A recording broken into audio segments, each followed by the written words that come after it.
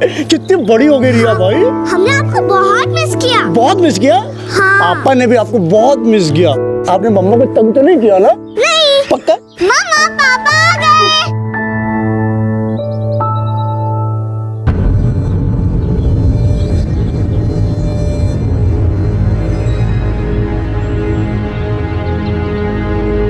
और ये प्यारी सी डॉल हमारी प्यारी प्रिया के लिए। वाह कितना अच्छा है। थैंक यू पापा। और ये बताओ किसके लिए? Guess what? मम्मा के लिए। यस, मम्मा के लिए।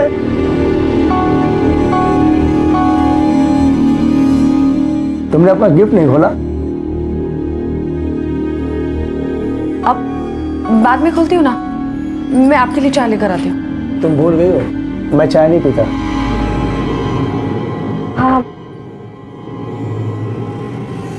तुम मेरे आने से खुश नहीं हो क्या? ऐसा कुछ नहीं, मैं बहुत खुश हूँ। मैं बहुत खुश हूँ। एक मिनट।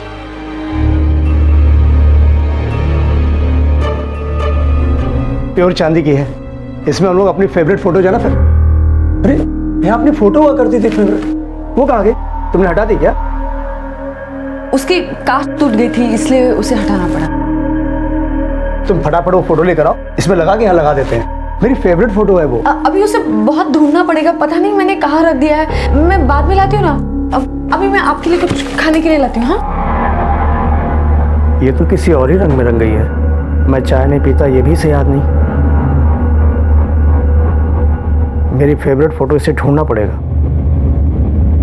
आखिर चक्कर क्या है? विश्वास। विश्वास किसी भी रिश्ते की नींव होता है, चाहे वो पारिवारिक हो, दोस्ती हो या कारोबार से जुड़ा हो। नींव के हिलने से नुकसान तय है। इतने दिनों बाद आया हूं, कम से कम आज के लिए सब छोड़ दो।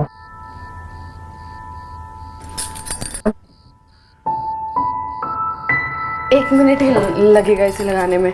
वो मौसम बहुत खराब है ना, एक दिन भी नहीं लगाओ तो स्किन ड्राई हो जाती है। अच्छा चलो मैं लगा देता हूँ। नहीं मैं लगा दूंगी ना।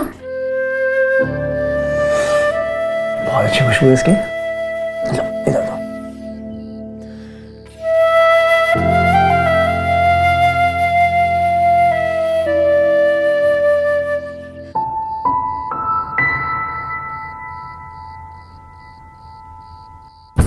बस हो गया।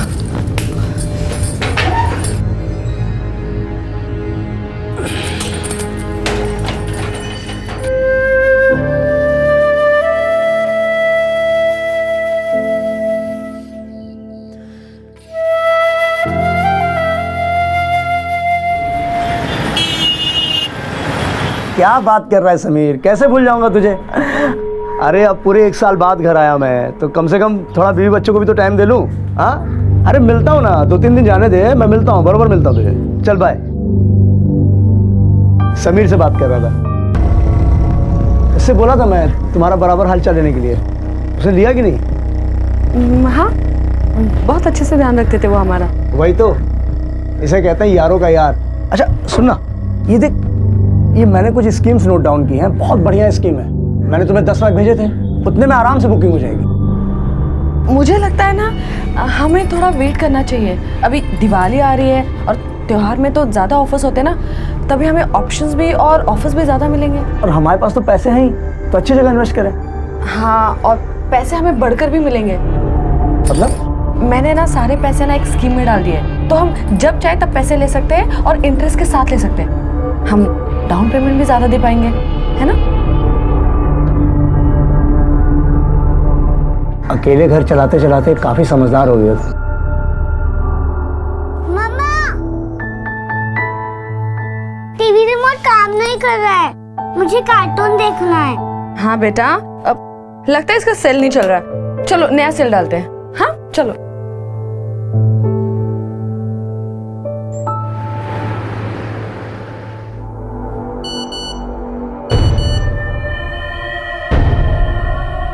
कल मुझसे बात करने में भी तकलीफ हो रही थी, और अब देखो खुशी संभाले नहीं संभल रही। किसके मैसेज पढ़ रही होगी?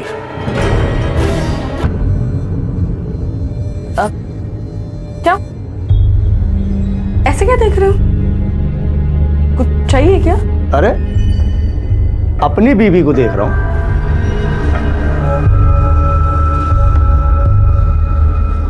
तुम्हारा सर का तो लग रहा है ठीक हो गया। तुम भी ना हर वक्त बस उसी मूड में होते हो। रिया बाहर खेल रही होगी, बस आती होगी अभी। गड़बड़ तो जरूर है, कहीं ये किसी और से। शक वो दीमक है जो अगर एक बार किसी के दिमाग में लग जाए तो गहरे से गहरे विश्वास को भी खोखला बना देती है। शैलेश कुवैत में एक होटल में इलेक्ट्रीशियन का काम करता था और यहाँ उसकी बीवी और बेटी अकेले रहते थे। काम की वजह से दूरी मुनासिब थी और इसी दूरी ने शैलेश के दिमाग में शक पैदा कर दिया था। वो दिन रात इसी सोच में डूबा रहता था कि जब वो सालों महीनों कुवैत में होता था तब यहाँ मुंबई में उसके घर में क्या होता होगा। बाहर घूम के बात करने की क्या जरूरत है इसे? घर में बैठकर आराम से भी बात कर सकती है। और इतनी लंबी बात, इतनी लंबी कॉल तो कभी मेरे साथ भी नहीं होती थी।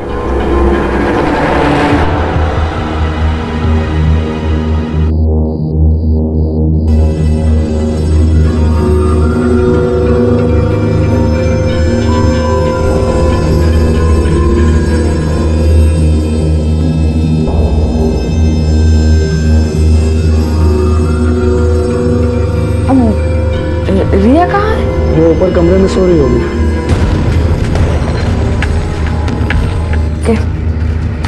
मैं जाकर देखती हूँ उसे।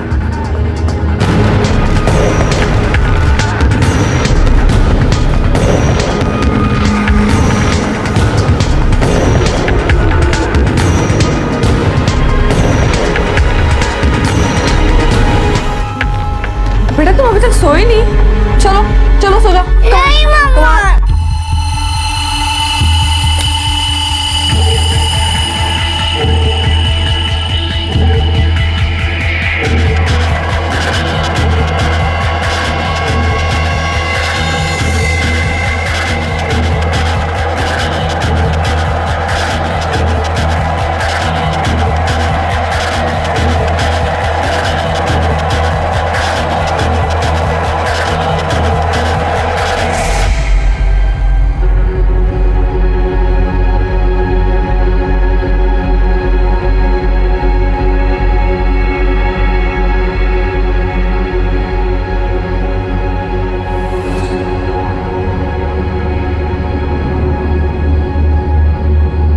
अब सोने नहीं आ रहा है? मैं सोचा 5 मिनट का वॉक लेके आ जाता।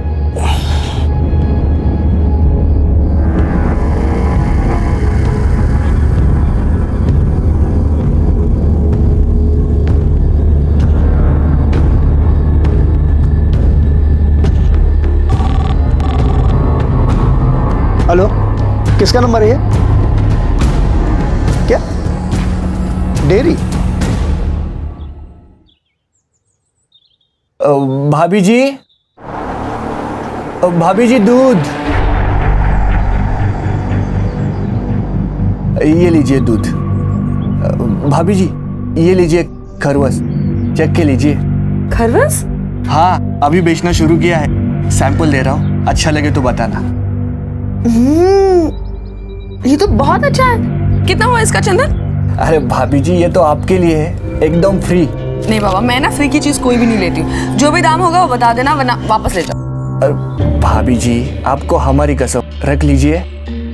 छी, दूध वाले के साथ खुशी देखो, संभाले नहीं संभल रही। मुझे देखकर तो चेहरे की हंसी ही गायब हो जाती है। इसका मतलब मेरा शक सही है। हाँ, आपने जो ब्लाउज सिलाया ना उसमें बहुत गड़बड़ है। अब प्लीज दोबारा आना ना माप लेने के लिए। हाँ 2 बजे तक आ जाना। हाँ मैं आपका वेट करूंगी, आप प्लीज टाइम पर आ जाना। ठीक है, ओके ओके।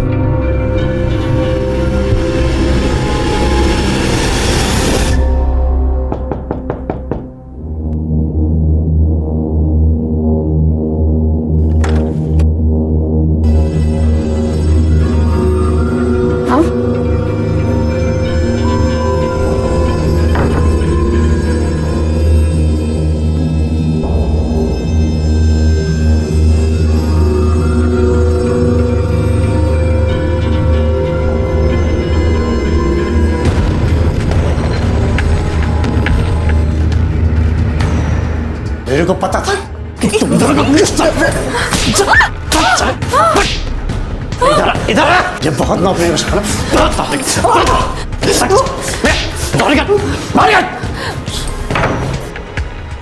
तो ये गुल खिलाती तुम मेरे पीछे?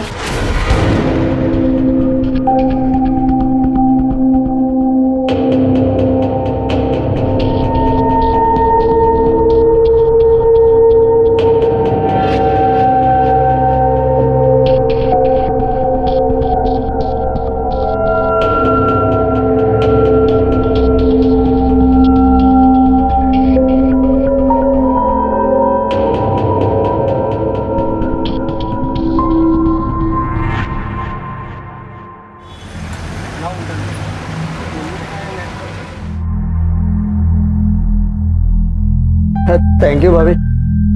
कुछ और चाहिए होगा तो बेझिझक मांग लीजिएगा।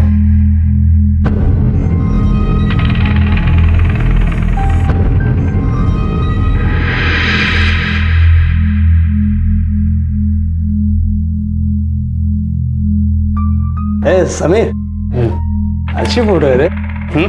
मस्त लग रहा है तू। भाभी भी अच्छी लग रही है। पता है समीर,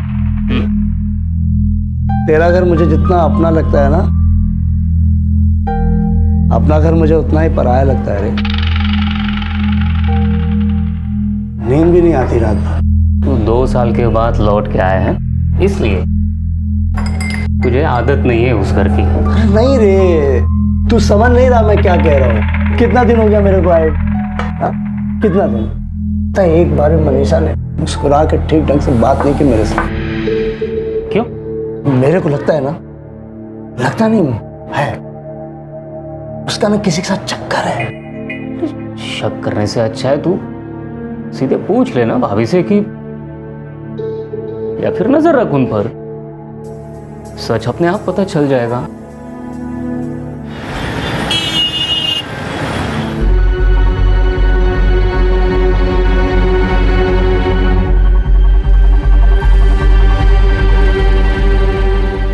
बड़ी तैयारी हो रही है। अब कहाँ जा रही? हाँ, वो सीमा याद है ना आपको, मेरी कॉलेज की फ्रेंड, बस उसी से मिलने जा रही हूँ। अब मुझे बहुत लेट हो रहा है। विश्वास कमाने में सालों लगते हैं, लेकिन गंवाने के लिए सिर्फ एक पल काफी होता है। इसलिए जब मनीषा ने सीमा का नाम लिया तब शैलेश को उसकी बात पर यकीन नहीं हुआ और शैलेश ने मनीषा का पीछा किया।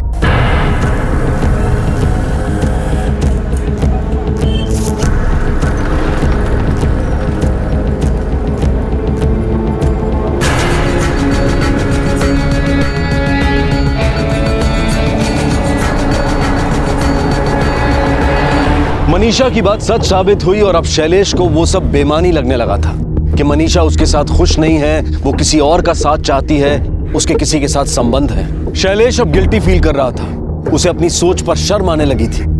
ऐसा लग रहा था कि शैलेश अपनी गलती का प्रायश्चित करना चाहता है। आज तुमको ट्रेडिशनल साड़ी पहनते हुए देखा तो भाग कर गया, गजरा लेकर आया। वैसे पूछ सकता हूँ कहाँ जा रही हो भारतीय नारी बनकर?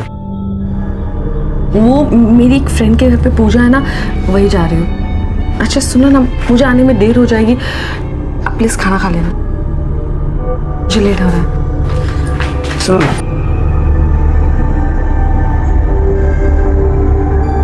बहुत अच्छी लग रही। अभी नहीं, पूजा के लिए जा रही हूँ।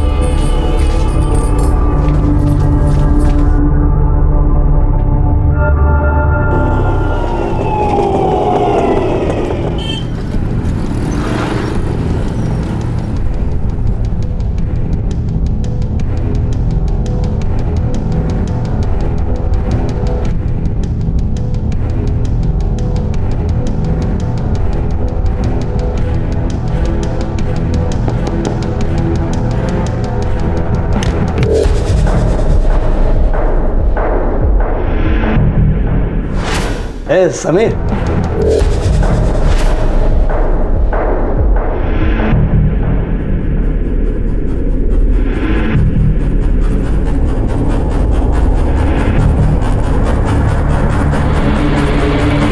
क्या बात है, आज तो कुछ ज्यादा ही बनठन कराई हो।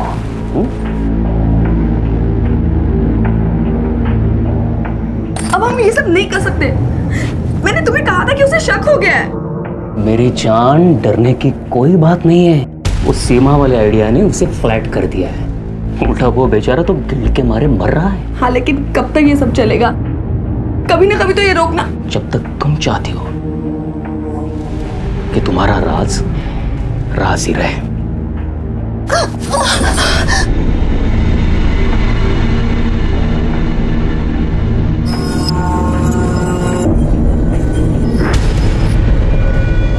ऐसा कहा जाता है कि इंसान गलतियों का पुलिंदा है।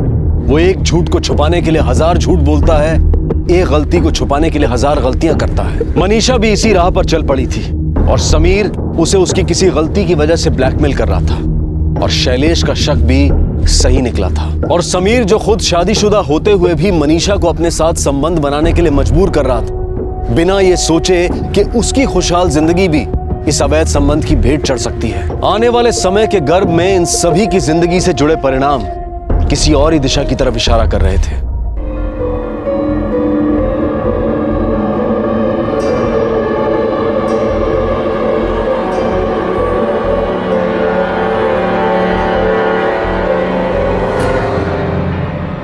क्या हुआ? कुछ नहीं।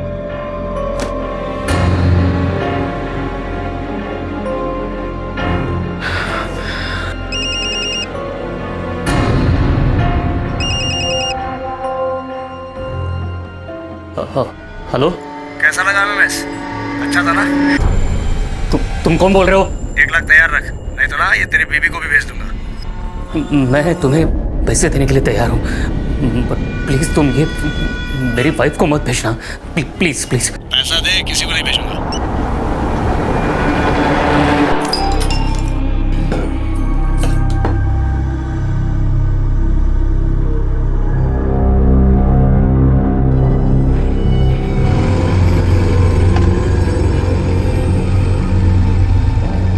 अपना फोन देना जरा।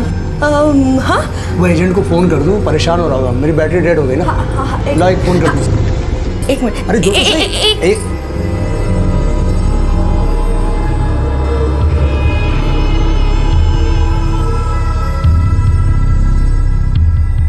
हाँ, शैलेश बोल रहा हूँ।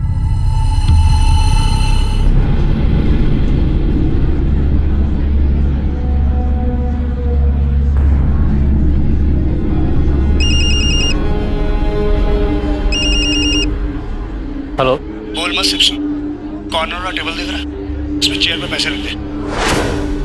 बाहर तेरा टैक्सी खड़ी है, उसमें बैठ और निकल।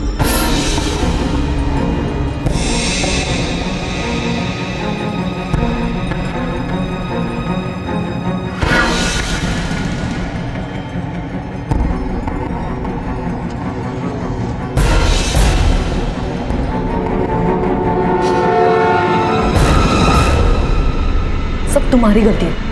मेरी मजबूरी का फायदा उठा रहे थे ना। तो ये सब ड्रामा करने के बजाय ये सोचो कि कौन हो सकता है। हर रोज वो मुझे लूट रहा है। ये सब तो तुम्हें सोचना पड़ेगा ना। अच्छा तो ठीक है, मैं शैलेश को सब बता देता हूँ। अगर शैलेश को पता चलेगा तो तुम्हारी बीवी को भी तो पता चलना चाहिए ना, है ना?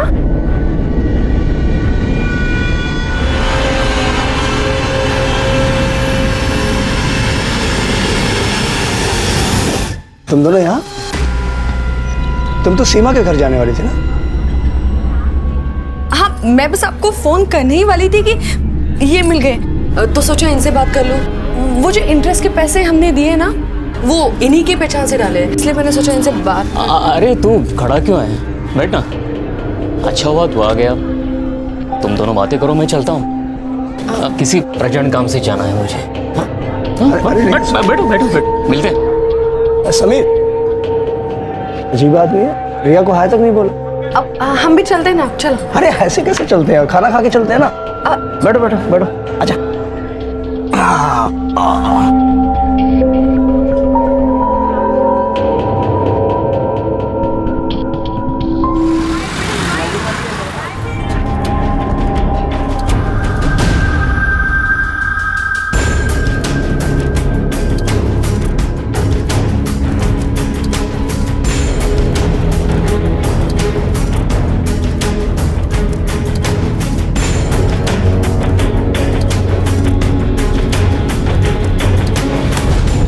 शैलेश की छोटी सी दुनिया और उस दुनिया में उसके सबसे करीबी भरोसे के लोग, जिसमें एक थी उसकी पत्नी मनीषा और दूसरा उसका बचपन का दोस्त समीर।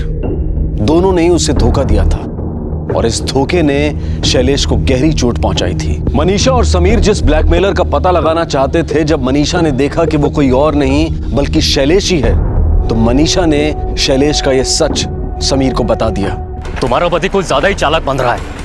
आज मैं उसकी सारी चालाकी निकाल दूंगा। अभी उससे मिलने जा रहा हूं, अब देखो मैं क्या करता हूं उसके साथ। समीर,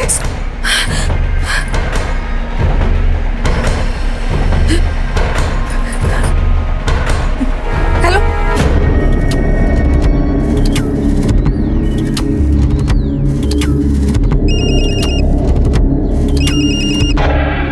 हेलो, सामने देख रहा है? पत्रे का ढेर। आगे बढ़, इसके नीचे पैसा रखो, निकल यहाँ से।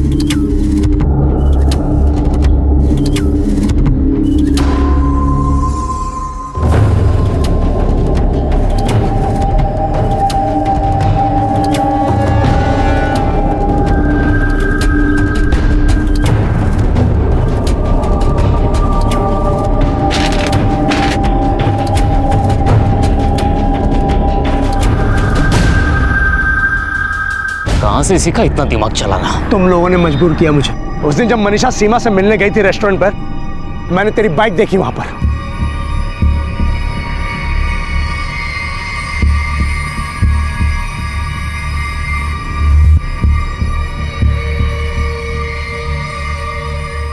तभी मुझे शक हो गया था कि तुम लोग मुझे सीमा के नाम का झांसा दे रहे हो। अगर मनीषा सीमा से मिलने गई थी तो तेरी बाइक वहां क्या कर रही थी? मतलब तुझे उस पर यकीन ही नहीं हुआ था? बेवकूफ बना रहा था मैं। और अगले दिन बिना कुछ जताए मैंने दोबारा मनीषा का पीछा किया और वेटर से मैंने ही वो पेन वाला कैमरा फिट करवाया था वहां। तेरा पैसा, अबे ब्लैकमेल तो मैंने सिर्फ इसलिए किया ताकि तुझे भी टेंशन में देखना चाहता था मैं। तूने मेरा भरोसा तोड़ा है ना? तुझे क्या लगता है तेरी बीवी का चक्कर सिर्फ मेरे साथ है? हा? मेरी गलती सिर्फ इतनी थी कि मैंने उसे रंगे हाथों पकड़ा और उसका फायदा उठाया। क्या बोल रहा तू? मेरी बीवी का किसी और के साथ भी चक्कर है? बोल रहा। अरे छोड़, मुझसे क्या पूछ रहा है? पूछना है तो अपनी बीवी से जाकर पूछ, कितने यार है उसके? क्या बोला? नहीं बता।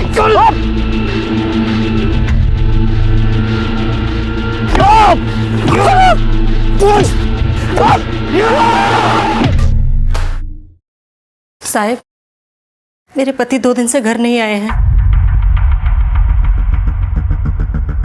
घर नहीं आए मतलब? 2 दिन पहले बोलकर निकले थे कि कुछ काम है और उनका फोन भी नहीं लग रहा है। घर से झगड़ा करके निकले थे क्या? नहीं साहब। दोस्तों रिश्तेदारों को पूछा? हाँ साहब, सबको पूछ लिया, कुछ पता नहीं चला। ठीक है, उनकी फोटोग्राफ है? हाँ नाम क्या है आपके पति का? जी, समीर देश पांडे। हाँ, 23 तारीख को मैं मिला था समेश। कहाँ? आर्य कॉलोनी, टी स्टॉल। तो उसका खास दोस्त है, फिर उसे मिलने आर्य कॉलोनी क्यों गया था? उसे कुछ पैसे चाहिए थे। तो दिए तुमने? मेरे पास थे नहीं, वो नहीं दे पाए। फिर उसके बाद? उसके बाद क्या? उसके बाद मैं घर वापस आ गया। ये समीर देसाई के मोबाइल के कॉल डिटेल्स है। ये नंबर किसका है? ये तो मनीषा का नंबर है, मेरी वाइफ। अगर उस दिन ये उसे मिलने आर्य कॉलोनी गया था तो फिर समीर ने तुम्हें क्यों फोन किया? उस दिन मेरा फोन लग नहीं रहा था, तो उसने मनीषा को फोन करके जानना चाहा कि मैं कहाँ हूँ। अच्छा, काफी साफ साफ याद है तुम्हें। अच्छी बात। पुलिस को बताया बिना ये शहर छोड़ के मत जाना, और जरूरत पड़ी तो दोबारा पुलिस स्टेशन बुलाएंगे। चला। ये आपने पुलिस को झूठी कहानी क्यों सुनाई? क्योंकि सच्चाई नहीं सुना सकती। क्या बता कि मेरी बीवी का चक्कर चल रहा है, वो भी एक नहीं कईयों के साथ। तुम्हें इज्जत उछालने का शौक होगा, मुझे नहीं। अक्सर देखा गया है कि इंसान जब कुछ गलत करता है तो उसे सुधारने की बजाय छुपाने लगता है, जिसके पीछे सबसे बड़ा कारण होता है कि समाज क्या कहेगा। शैलेश भी इसी वजह से अपने दुख को दफन किए समाज में अपनी इज्जत बनाए रखने की कोशिश कर रहा था। मनीषा जान चुकी थी कि उसकी सारी सच्चाई शैलेश पर जाहिर हो चुकी है, लेकिन वो हैरान थी कि इस सब के बावजूद भी शैलेश उसके साथ नॉर्मल बिहेव कर रहा था, जैसे कि कुछ हुआ ही ना। दूसरी तरफ समीर का अभी तक कुछ पता नहीं चला था। उसके गायब होने के कुछ दिनों बाद भी हालात वही थे। पुलिस अपनी छानबीन में लगी थी और करीब 1 हफ्ते के बाद वो सच सामने आया जिसका स्वाति और पुलिस दोनों को डर था। सबसे पहले किसने देखी थी लाश? साहब मैंने देखा था, इधर से काम पे जा रहा था, इतनी बात मार रहा है। हाथ तो नहीं लगाना, कुछ छेड़छाड़ नहीं की ना? नहीं साहब, उधर कोई नहीं गया साहब। सर इलाज के पास बटवा मिला, उसमें लाइसेंस पे समीर देशपांडे का नाम है। समीर देशपांडे? सर समीर की पोस्टमार्टम रिपोर्ट आ गई है। किसी ने उसके सर पर लोहे के रॉड से मारा है और बॉडी पर कई अलग निशान भी है जो लोहे के रॉड के नहीं है। उसकी फैमिली से कोई इन्फॉर्मेशन मिली? उसकी वाइफ के साथ हमारी कोई बात नहीं हो पाई, बहुत सदमे में, इसलिए कुछ बोल ही नहीं रही है। और एक बात सर, हमने उसके दोस्त से पूछताछ की थी जो समीर देशपांडे को उस दिन आर्य कॉलोनी में मिला था। उठा लो उसे, हो सकता है वो कुछ जानता हो।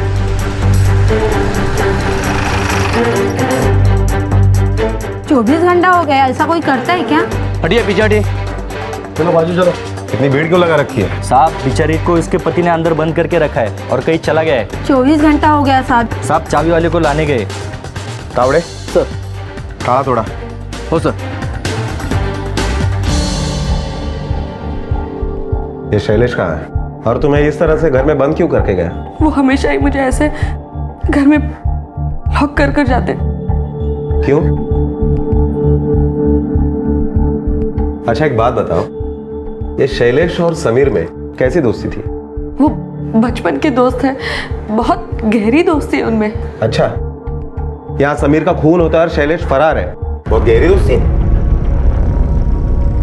क्या समीर का खून हो गया? देखो, अगर तुम कुछ जानती हो तो हमें सब कुछ सच बता देना। हो सकता है हम तुम्हारी मदद करें। क्या वजह हो सकती है कि शैलेश ने समीर को जान से मार दिया? शैलेश को पता चल गया था कि समीर मेरा, लेकिन उस दिन शैलेश समीर को मिलने गए थे और समीर उसे सब कुछ सच सच बताने वाला था।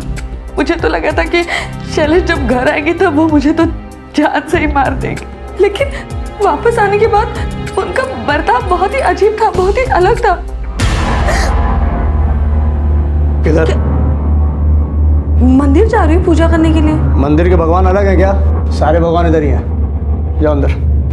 सुना नहीं तुमने? जाओ अंदर। भाभी जी दूध।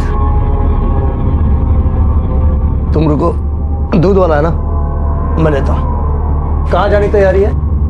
वो मैं मार्केट जा रही हूँ, राशन खत्म हो गया ना, इसलिए वो लाने जा रही हूँ। मैं बस अभी आई था। वो सामने बोर्ड देख रही हो, उस पर सुपरमार्केट का नंबर लिखा हुआ है। जो भी चाहिए उस पर फोन करके मंगवा दो। पिछले 10 दिनों से मैं ये कैद भुगत रही हूँ। फिर जब आप समीर के बारे में पूछने आए, उसके बाद तो शैलेश का बर्ताव अजीब सा होने लगा। वो बहुत बेचैन से रहने लगे। ऐसा लगता था कि हर वक्त उनके दिमाग में कुछ चल रहा है। कल शाम को वो हमेशा की तरह मुझे यहाँ इस घर में कैद कर चले गए।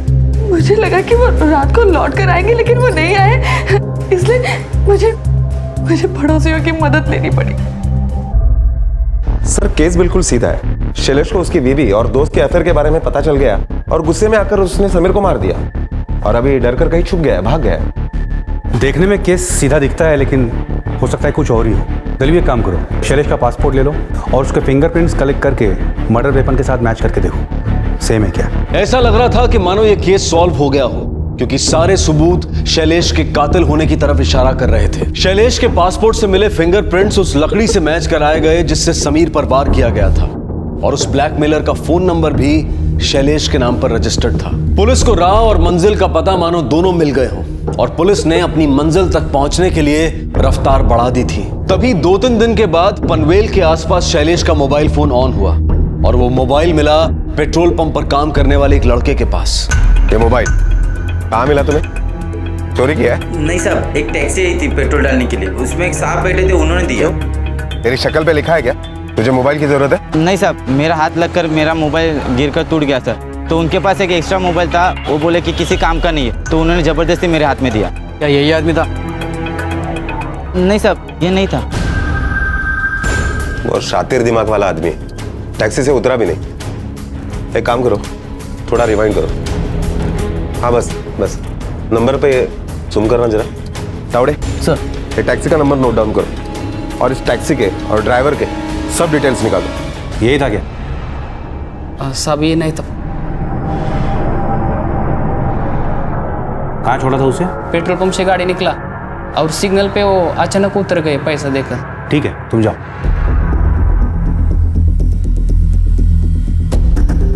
क्या हुआ दिलवी, कुछ पता चला? सर मनीषा से मिलने तो कोई नहीं आया, लेकिन उसके मोबाइल रिकॉर्ड से पता चलता है कि एक पीसीओ से उसे काफी फोन आते थे। चेक करो, हो सकता है शैलेश ही ये फोन कर रहा हो। और एक बात सर, फरार होने के एक दिन पहले मनीषा और शैलेश का मोबाइल लोकेशन एक ही था, मुलुंड के आसपास का। लेकिन मनीषा के कहने के मुताबिक शैलेश ने उसे 10 दिन तक घर के बाहर नहीं जाने दिया।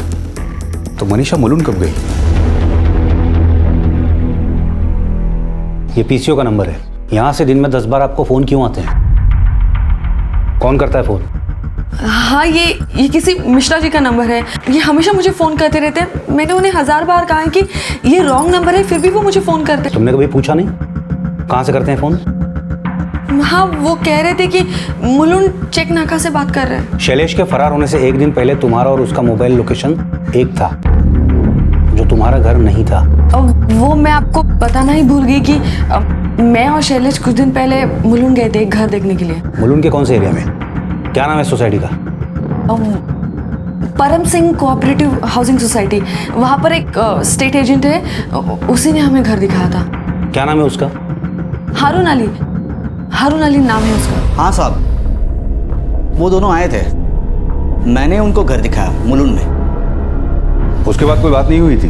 नहीं सब, वो आदमी कुछ अजीब था। क्या हुआ कि पहले उनको घर पसंद आया, बोल रहे थे ईस्ट वेस्ट फेसिंग भी है, बहुत अच्छा है। फिर किसी का कॉल आया और बिना कुछ बोले वाइफ को लेके चले गए। कौन सी सोसाइटी में घर दिखाया था? परम सिंह कोऑपरेटिव हाउसिंग सोसाइटी।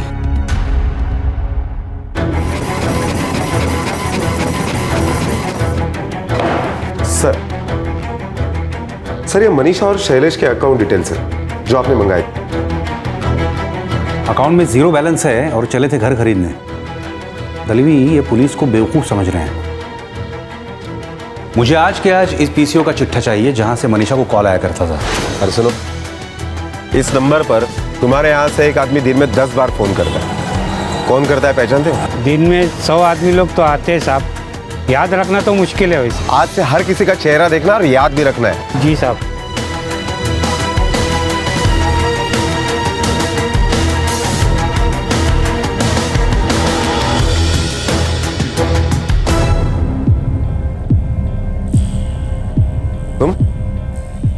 तुम यहाँ कैसे? वो सब स्टेट एजेंसी का ऑफिस है मेरा यहाँ पे। चलूँ मैं साहब?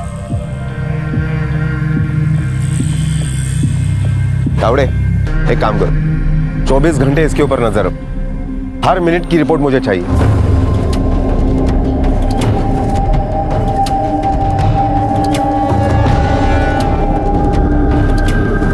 कौन था वो? काय के लिए झगड़ा कर रहा था? पता नहीं यार, माल लेके गया, पैसा नहीं दे रहा है। कितना माल लिया था? सर 15 टाइल्स और 2 बोरी सीमेंट मैंने खुद अपने हाथों से भिजवाई थी। कौन से एड्रेस पे भेजा था सामान? मुलुंड में कोई परम सिंह कोऑपरेटिव सोसाइटी है सर, वहीं पे भिजवाई थी। परम सिंह कोऑपरेटिव हाउसिंग सोसाइटी। आपके पास आपके घर की कोई एक्स्ट्रा चाबी तो होगी ना? जी हाँ।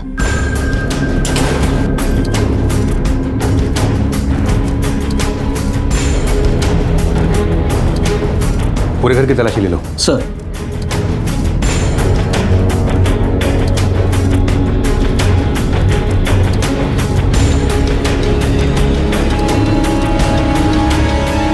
सर ये देखिए, यहाँ पे कुछ काम हुआ है। तुरंत खुदाई करवाओ। सर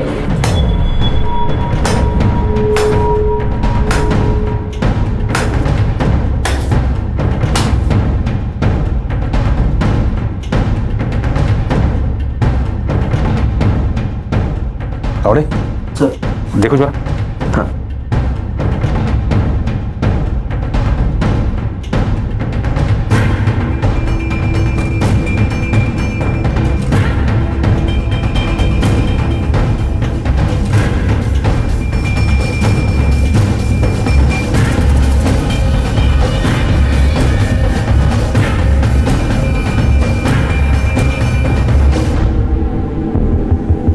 क्या ये वही आदमी था?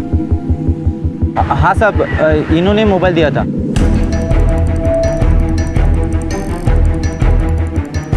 हाँ साहब, यही आदमी था। इसने मुलुंड चेकनाका से टैक्सी की थी। मैं एकदम से अकेली पड़ गई थी, कोई सहारा नहीं था। शैलेश भी 2 साल तक कुवैत से वापस नहीं आता था। जब मैं नया घर ढूंढने गई तब मैं हारून से मिली। वो मुझे और मेरी जरूरतों को समझता था।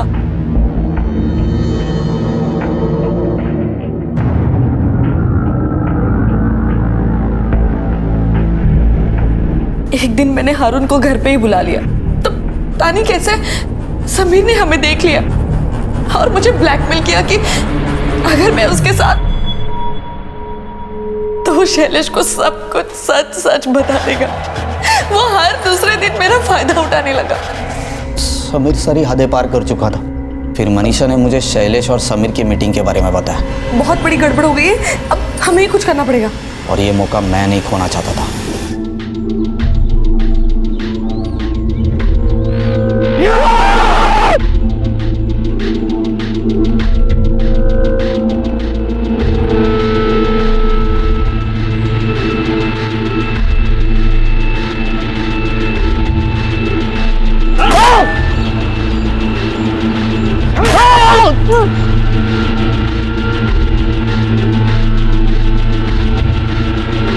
शैलेश मुझसे बदला ले रहा था, हर वक्त बस पैसे के बारे में पूछ रहा था, जबकि वो पैसे मैंने और हारून ने खर्च कर दिए थे। फिर मैंने प्लान किया और शैलेश को घर दिखाने के बहाने बुला लिया। सर, ये है लिविंग रूम और सामने किचन, आइए ना।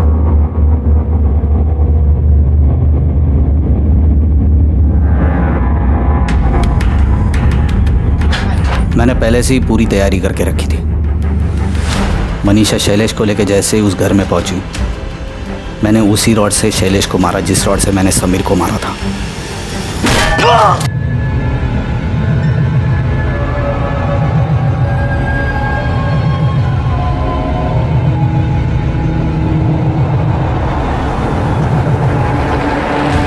गड्ढा भी मैंने पहले से ही खोद के रखा था। शैलेश की लाश और वो आयरन रॉड मैंने वहीं पे दफना दी। ऊपर से सीमेंट लगाया और मजदूरों को बोल के उस पर टाइल्स लगवा दी। मैं आधी रात को मनीषा के घर पहुंचा, फिर बाहर से उसे लॉक कर दिया ताकि उस पर कोई शक न करे, और छुपते हुए वहां से निकल गया।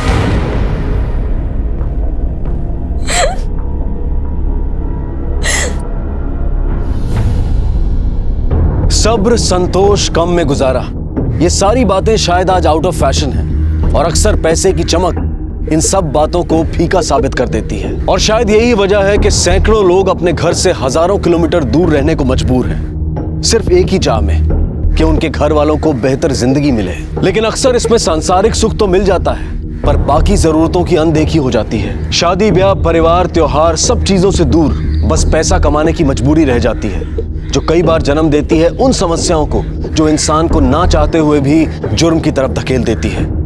और ऐसा ही कुछ हुआ शैलेश और मनीषा की जिंदगी में। शैलेश कुवैत में अपने परिवार के प्यार के लिए तरसता रहा और यहाँ मनीषा ने अपनी जरूरत के लिए कुछ और ही रास्ते चुन लिए, और इस सब की सजा मिली उस मासूम बच्ची रिया को जिसकी कोई गलती नहीं थी, और आज वो बिना माँ बाप के जीने को मजबूर है। मनीषा और हारून को शैलेश और समीर के कत्ल में आईपीसी की धारा 302 और 304 के तहत उम्र कैद की सजा सुनाई गई है और रिया को सरकारी अनाथालय में भेज दिया गया है। जरूरी है कि इंसान जरूरत और लालसा में फर्क समझे, तभी वो जुर्म और अनहोनी से दूर रह सकता है। अब मैं अनूप सोनी आपसे विदा लेता हूं, फिर मुलाकात होगी अगले एपिसोड में और खुलासा करेंगे एक और जुर्म का। तब तक अपना और अपने परिवार का ख्याल रखें और देखते रहें क्राइम पेट्रोल डायल 100। सबक एक को सीख हम सबको। जय हिंद।